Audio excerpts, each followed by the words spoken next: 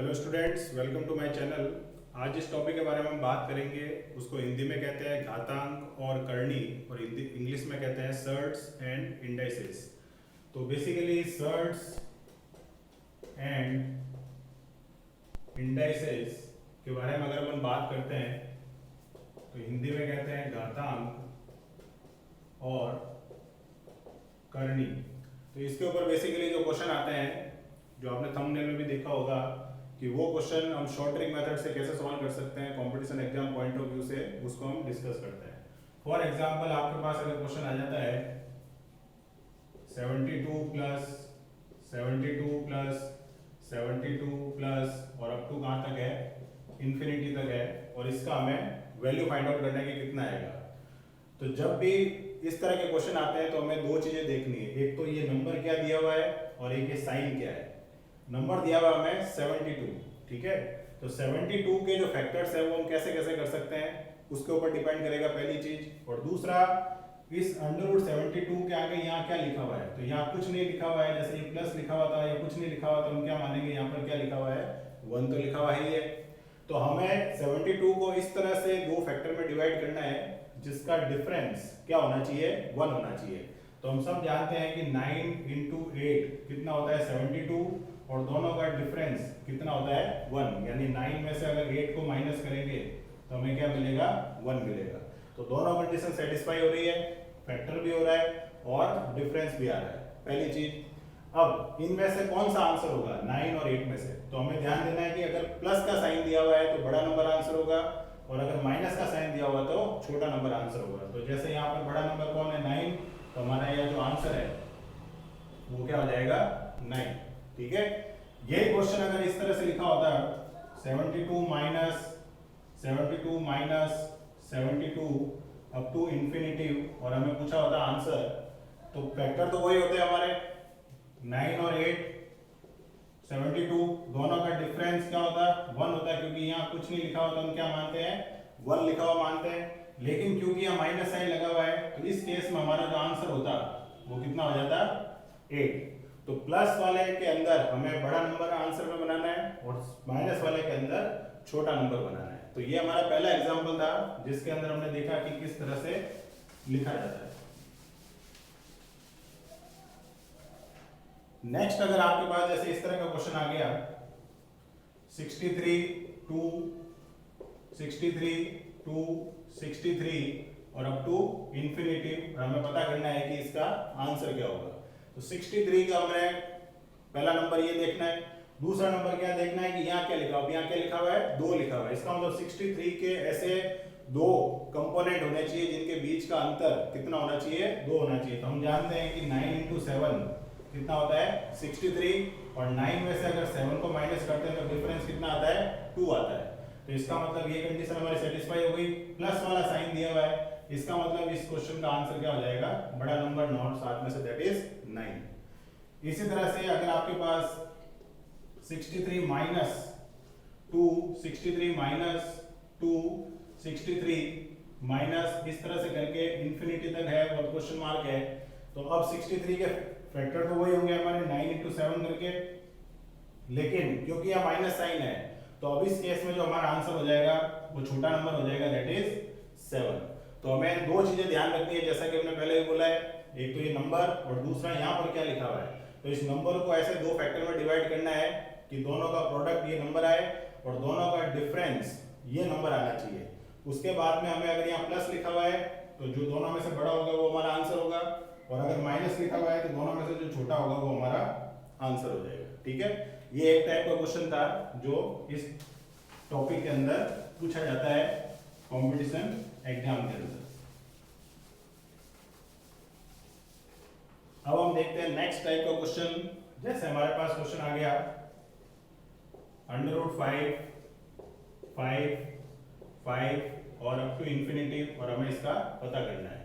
अब 5 जो है, पहला नंबर ये हमारे दिमाग में होना चाहिए, और दूसरा यहाँ पर क्या लिखा हुआ है, तो यहाँ पर अगर कुछ नहीं लिखा हुआ तो हम क्या मानते हैं, 1 मानते हैं। यानी 5 के ऐसे दो फैक्टर करने हैं जिनका जो डिफरेंस है वो क्या होना चाहिए, 1 होना चाहिए। अब 5 को अगर हम लिखते हैं तो एक ही तरीके से लिख सकते हैं 5 × 1, यानी अब पॉसिबल होगा ही नहीं, क्योंकि 5 में से अगर 1 माइनस करेंगे तो डिफरेंस कितना आएगा 4 आएगा।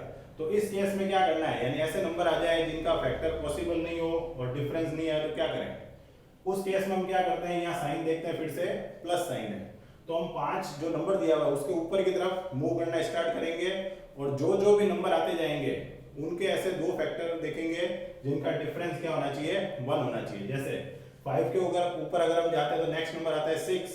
अब 6 को हम क्या लिख सकते हैं, 3 into 2 लिख सकते हैं, और 3 और 2 में अगर हम डिफरेंस निकालें तो कितना आएगा, 1 आएगा, जो कि इस कंडीशन को क्या कर रहा है, सेटिस्फाई कर रहा है।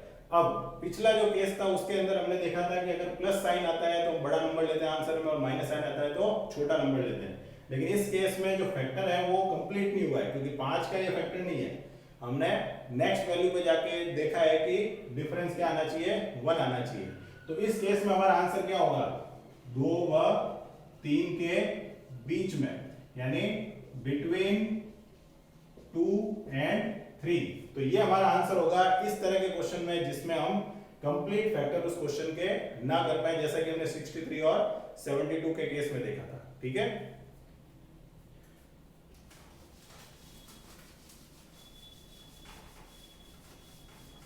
इसी तरह से जैसे हमारे पास क्वेश्चन आ गया अंडर रूट में 7 - 7 और अप टू इंफिनिटी और क्वेश्चन मार्क। तो फिर से देखो 7 जो है वो एक प्राइम नंबर है, ठीक है, यानी इसके फैक्टर नहीं हो सकते, तो 7 into 1 ही क्या बन सकता है, हमारा 7 बन सकता है। तो ये पॉसिबल कंडीशन नहीं होगी। और दूसरा यहाँ पर 1 का हमें डिफरेंस चाहिए, तो 7 के ऊपर हम चलेंगे 8 पर, और यहाँ ऊपर नहीं जाएंगे, यहाँ माइनस आएगा तो यहाँ किधर जाना है, नीचे की तरफ। तो नीचे की तरफ जाते हैं तो नेक्स्ट नंबर 6 आता है। तो फिर से देखो 3 into 2 ये हमारा पॉसिबल टारगेट हो गया, क्योंकि दोनों के बीच का डिफरेंस कितना है, 1 है। तो डिफरेंस अगर 1 है, सेटिस्फाइड, और क्योंकि माइनस साइन था तो हम कहाँ जाएंगे, उस नंबर से नीचे की तरफ। पिछला क्वेश्चन में प्लस साइन था तो कहाँ गए थे, नंबर के ऊपर की तरफ। तो उस केस में हमारा जो आंसर होगा फिर से कहाँ हो जाएगा, 2 व 3 के बीच में। तो इस तरीके से क्वेश्चन जो आता है उसके ऊपर डिपेंडेंट होके हमें आंसर को मैच कराना है। ऑब्वियस है कि वहाँ 4 ऑप्शन होंगे तो हमें आइडेंटिफाई हो ही जाता है कि यहाँ पर जो आंसर है वो किन्हीं 2 नंबर के बीच में आने वाला है या एक पर्टिकुलर आंसर होने वाला है।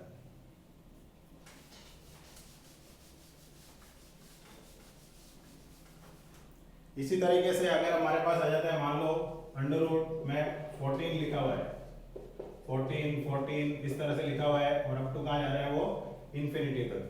तो 14 जो है फिर से अगर हम मतलब इसका 2 पार्ट करते हैं तो 2 into 7 14 होता है और 14 into 1 14 होता है।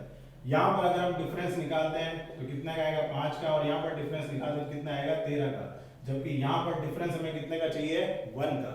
इसका मतलब जो कंप्लीट फैक्टर हो रहे हैं उसके ऊपर इसका बेस आंसर नहीं होगा। यानी अगर मान लो यहाँ पर 5 लिखा होता तो इसका मतलब ये वाला आंसर होता हमारा, क्योंकि डिफरेंस दोनों का क्या आ रहा है, 5 आ रहा है, तो बड़ा नंबर सेलेक्ट करते हैं क्योंकि प्लस साइन है, और अगर यहाँ माइनस होता तो छोटा नंबर सेलेक्ट करते हैं। लेकिन यहाँ पर क्या लिखा हुआ है, 1 लिखा हुआ है, तो हम जाएंगे 14 के ऊपर क्योंकि यहाँ प्लस साइन है। 14 के ऊपर नेक्स्ट नंबर क्या आता है, 15। तो 15 को अगर हम इस तरह से 2 टुकड़ों में डिवाइड करें जिनका डिफरेंस 1 हो तो मैक्सिमम से मैक्सिमम 5 into 3 कर सकते हैं, जो कि 15 होता है, लेकिन डिफरेंस यहाँ कितने का है, 2 का है, 5 और 3 के बीच में। नेक्स्ट नंबर अगर हम जाते हैं तो 4 into 4 16 होता है, डिफरेंस कितने का है, 0 का है, लेकिन हमें 0 नहीं चाहिए, हमें क्या चाहिए, 1 चाहिए। नेक्स्ट 17 पॉसिबल नहीं है क्योंकि 17 into 1 ही पॉसिबल होगा, डिफरेंस कितने का हो गया, यहाँ पर 16 का हो गया। 18 पे जाते हैं तो 2 into 9 डिफरेंस कितना हो गया, 7 का हो गया। 19 पे जाते हैं तो 19 into 1 ही लिखा जाएगा, डिफरेंस कितने का है, 18 का है। 20 पे जाते हैं तो 5 into 4 कितना होता है, 20, और डिफरेंस कितने का हो गया, 1 का, जो कि हमें चाहिए। इसका मतलब हमारा आंसर किसके बीच में होगा, 4 व 5 के बीच में, यानी इन बिटवीन 4 and 5।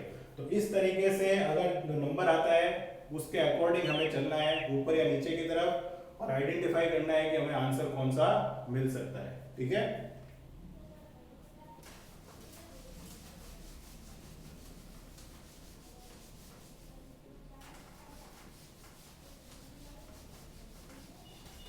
अब इसी से रिलेटेड कुछ क्वेश्चन इस तरह से आ जाता है जिसमें मल्टीप्लाई का साइन होता है। For example under root 2 up to कहां तक आ रहा है, इंफिनिटी तक। तो यहाँ पर जो है वो नंबर कैसे है, मल्टीप्लाई में है, प्लस माइनस में नहीं है।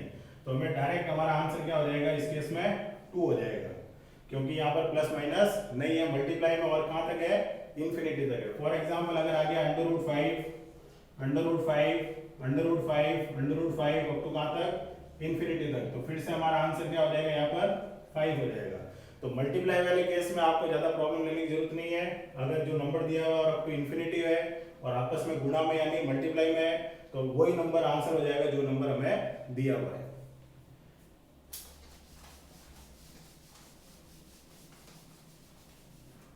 इसी तरीके से अगर आपको सेम क्वेश्चन अगर इस तरह से मिल जाए, √2 और